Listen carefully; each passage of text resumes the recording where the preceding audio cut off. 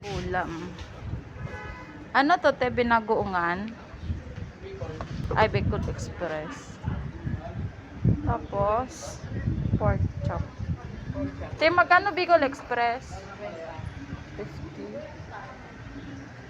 Tapos may bangus.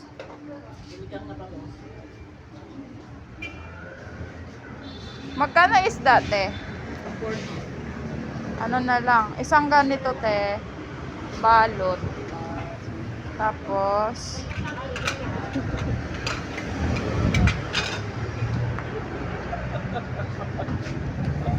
isang pork chop. Ayan. Yelo ka. Tapos te, may ano ka ba, te? Yung styro na pwede lagay ng kanin. Yan sa tindahan, may tinda. Yan o. Ah, sige, te. Parang plastic yata na Opo. micro. Tapos kanin din magkano? 15 be. Ano, te? Apat na order, tag dalawa. Bawat isang plastic, te. So, yan, nandito ako sa labas. Bumibili na ako ng ulam.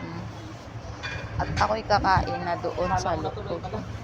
Hanggang dito lang may tubig ah. Parang di basa. So, yan. Magandang sa Sarap ng chicharon, guys. Te, magkano chicharon nyo? Ay. Wow.